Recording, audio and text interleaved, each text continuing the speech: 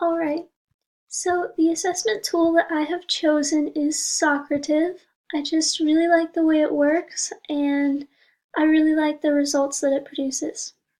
So, here's my class code up here, Morrison Spring 17. That's what students will use to get on and take my quizzes. Alright, so I've titled my quiz Glycolysis. That is what we have been learning this entire time. And I actually did tie it to a standard. This is the standard that I've been married to the past few weeks. It's compare the processes of photosynthesis and cellular respiration in terms of energy flow, reactants, and products. So this is really a giant standard. And photosynthesis and cellular respiration are huge processes in and of themselves. So I'm really breaking it down because glycolysis is just one part of a three-part process that is cellular respiration. And then cellular respiration is only one part of this standard. So it's a big one. And so obviously it's important that I'm formatively assessing my students throughout because everything scaffolds and builds on each other. So here's the quiz I've created. These questions are fairly simple.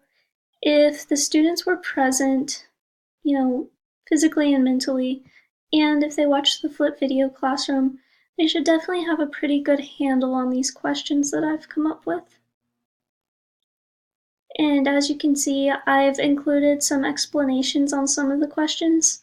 Like this one, it asks, what is used up in the investment phase of glycolysis? So I challenge the students to think back to the coins that they used to buy the materials in the classroom store for their makerspace activity. And then I'm telling them cells do the same thing.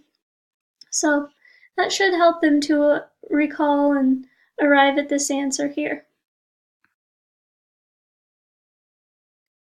Okay, and so as you can see, I've already created 4 questions.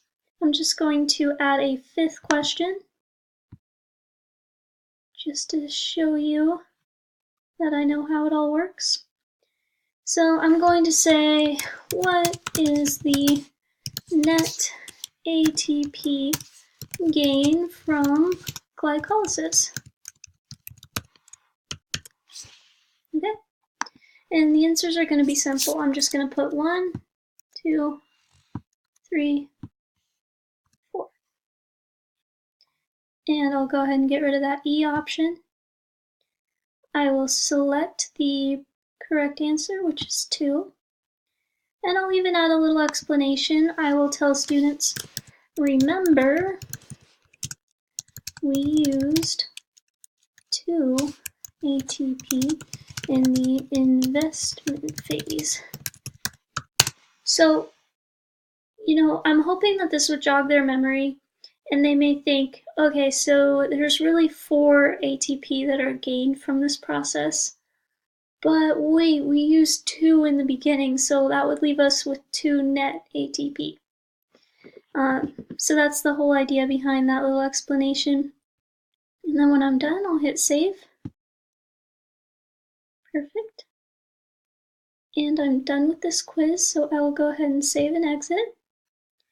And then if I actually wanted to administer this little assessment, I would go to Launch, Quiz, and then select that quiz. Perfect. And then I would make my quizzes teacher-paced. That way there's not some students that are lagging behind and taking forever to answer the questions, but there's also not a lot of downtime for those students that are doing it really at a fast pace.